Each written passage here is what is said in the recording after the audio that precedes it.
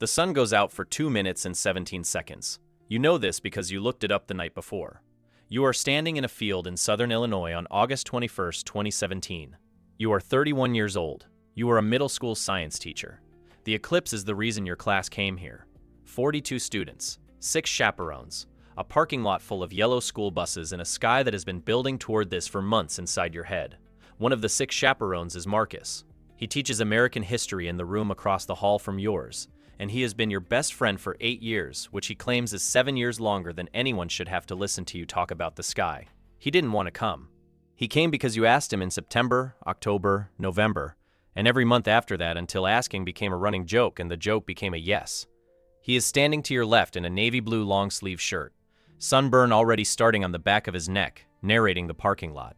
This is the thing about Marcus. He describes everything, out loud, constantly.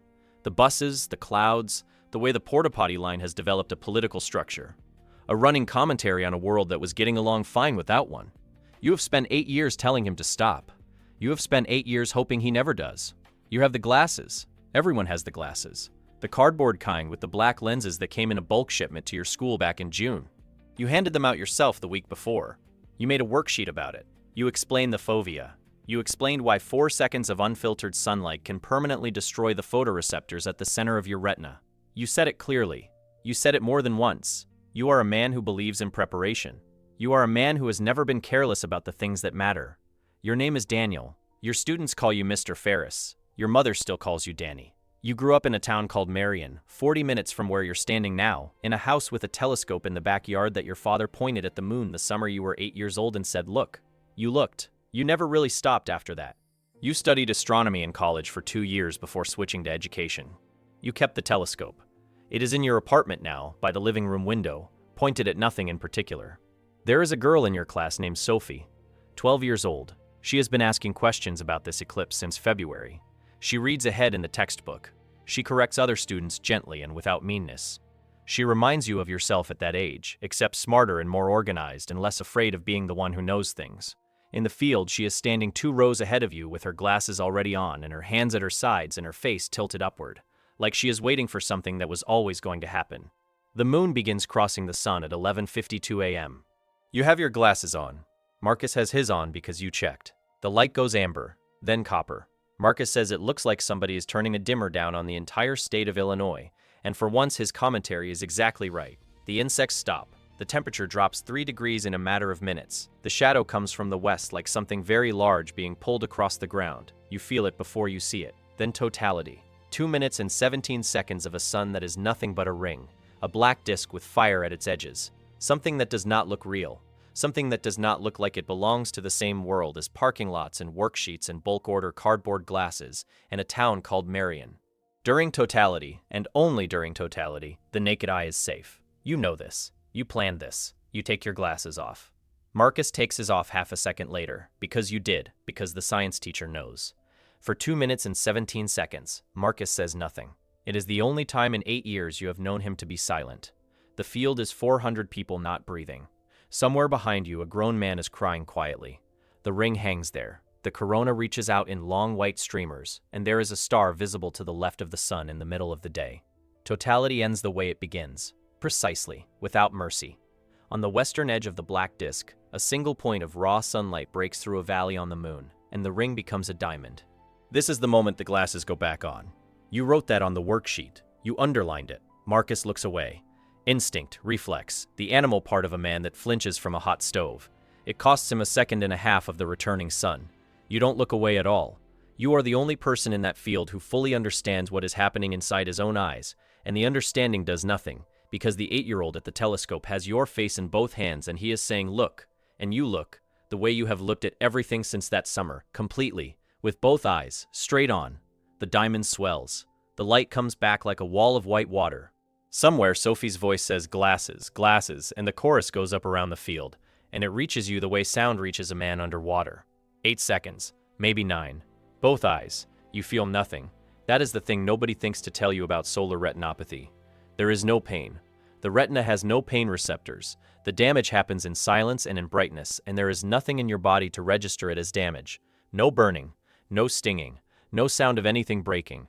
The photoreceptors at the center of both of your eyes are absorbing radiation at levels that will destroy them permanently, and you are standing in a field in southern Illinois thinking that it was worth it. The bus ride back takes an hour and 40 minutes. You sit at the front. Sophie sits 3 rows behind you and talks to her friend about what she saw. She uses the word ethereal. 12 years old, and she uses that word correctly, in the right sentence, with the right weight behind it. Marcus sits beside you with his forehead against the window, and twice you notice him blink hard at the glass. Once, twice, like a man trying to clear a windshield with no wipers. He doesn't say anything about it. Neither do you. Your eyes feel fine. They will feel fine for the next 18 hours. You wake at 3 a.m. There is a smear, a gray shape in the center of your right visual field. Not darkness, something worse than darkness. A blur that does not move when you blink. You blink anyway, 12 times, 15. You turn on the lamp, and you cover your right eye and look at the bulb with the left. The center of the bulb is gone. You cover the left and look with the right. Gone there too. Not dark, just absent. Present at the edges and missing in the middle, in both eyes, like 2 coins held up between you and everything. At 3:41 a.m., your phone buzzes on the nightstand. Marcus. 4 words. Is your eye doing a thing? You call him instead of answering, and he picks up on the first ring, wide awake, and does the thing he always does. He describes it, a gray dot, he says. Left eye only. Size of a pencil eraser held at arm's length. Sits right in the middle of whatever I look at. Right eye's fine. Then he waits, and you describe yours. Both eyes, the lamp, the missing centers, and the phone goes quiet in a way that phones between best friends almost never go. I copied you, man, he finally says. I figured the science teacher knew. He says it like a joke. Neither of you laughs. By morning you have looked up every term you already knew. Scotoma, solar retinopathy, phototoxic maculopathy. You find a clinical study from 1999 describing retinal damage in dozens of patients after an eclipse over Turkey. The study uses phrases like permanent central vision loss and no proven treatment. You close the laptop, you make coffee and stand in your kitchen and look out the window, and the tree across the street has branches, and it has a trunk, and it no longer has a middle. Marcus drives you to St. Louis, because with both centers gone, the lane markers float, and the cars ahead of you dissolve exactly where they matter most. The retinal specialist is named Dr. Che. He is 60 years old and careful and kind in the particular way of a person who has had to deliver difficult information many times and has decided that honesty is the more respectful option. He scans Marcus first. Optical coherence tomography. Cross-sections of the retina at resolutions that make the damage visible as a small disruption in the photoreceptor layer. Marcus's disruption is small. 1 eye. Dr. Che says the edges of damage like this sometimes improve over 6 to 12 months. He says the center may stay. He does not promise anything, and Marcus nods and looks at you, and neither of you says what you are both thinking, which is that a second and a half bought him this sentence. Then Dr. Che scans you, and he is quiet for much longer. He shows you the images on a monitor. He points with a pen at the center of each eye, at a disruption that is not small, and he uses the word extensive, and he uses the word bilateral, and he does not use the word recovery. He tells you he cannot tell you what the next year holds. He does not tell you that you will be fine. You understand that this is the honest version, and you thank him for it, and you mean it. Marcus drives you back in the dark. He doesn't turn on the radio. Somewhere past Mount Vernon, he starts describing the highway. The exit signs, the color of the sky over the refinery, a hawk on a fence post that you would have missed even with whole eyes. He isn't doing it to fill silence. He is doing it because you are staring straight ahead at a windshield with 2 gray holes in it, and he knows. And this is the only thing he has to give you, and he gives it the whole way home. At school, you say your eyes are recovering from something. It isn't entirely a lie. It isn't recovering either. You teach from memory and from the edges of your vision. You learn to hold papers off to the side, at an angle, reading with the intact ring of retina around the ruin. A girl named Maya asks why you look at everything sideways now. You say your eyes work better that way. She makes the face children make when they're deciding whether an adult is telling the truth. And she lets it go, and you are grateful to her for the rest of the day. Across the hall, Marcus is learning the same trick for smaller stakes. You watch him in the hallway between periods, figuring it out. A few degrees to the left of whatever he wants to see. So the image lands on the living part of the eye instead of the dot. A man teaching himself to look slightly away from everything he loves. Within 6 months it will be automatic for him. Invisible. Just the way his face works now. You had 6 months too. Yours went the other way. Your father calls on a Thursday. The conversation happens the way conversations with your father always happen. Slowly and sideways. Approaching the real thing from a distance and only landing on it after a long time. You tell him about the eyes. He is quiet for a while. Then he says, the telescope. He means the summer you were 8. He means the moon and what it made you into. You say, "It's okay, Dad." He says he should have been more careful with you. You say he was careful with you. Neither of you says anything for a moment after that. He asks if he should come down. You say no. You mean it and don't mean it in roughly equal parts. The 6-month scans come in February. Marcus's edges have improved. His dot is smaller, softer at the rim, a pencil eraser worn down to a pinhead. Yours have not improved, and there is something new on the images, and Dr. Che uses the word complication. A membrane. New blood vessels growing under the retina where nothing should grow, leaking where nothing should leak. It is rare, he says. You have become the kind of patient other doctors are invited in to look at. The treatment is a needle. Into the eye, every 8 weeks, both eyes.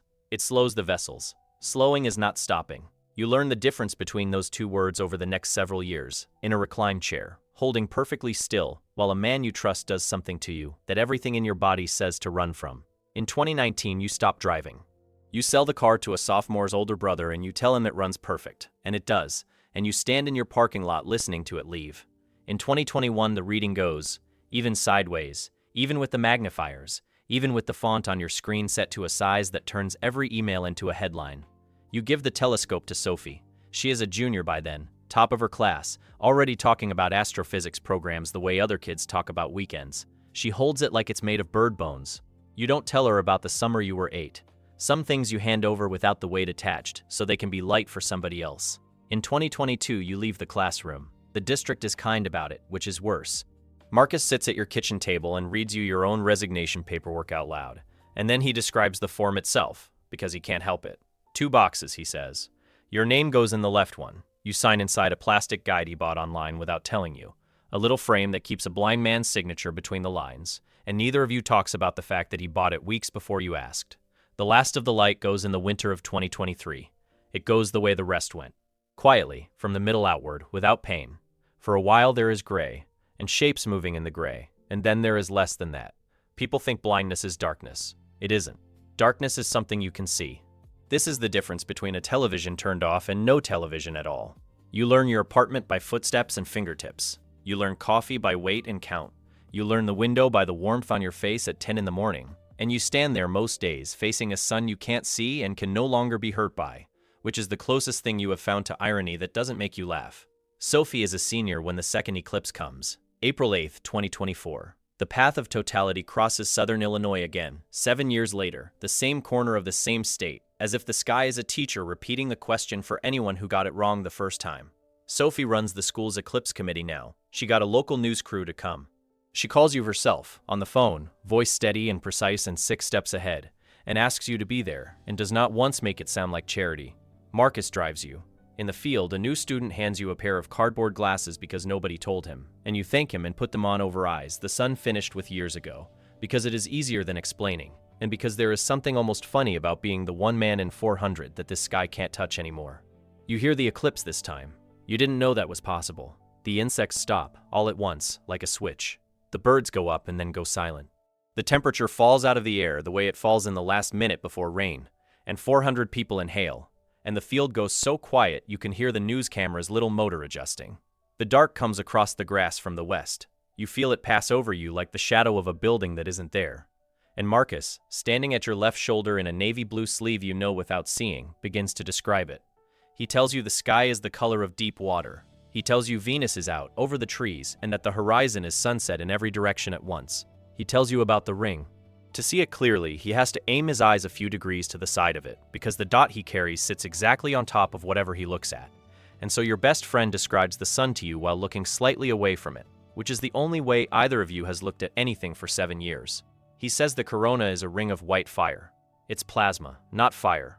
You knew that when you were 8 years old. You don't correct him. You close your eyes, which changes nothing, and you listen to the only sky you have left. The dark over the field lasts 3 minutes and 57 seconds. Marcus counts them for you, out loud, the way he has counted everything for 7 years, and he does not slow down, and he does not stop, and when the light comes back for everyone else, he tells you that too.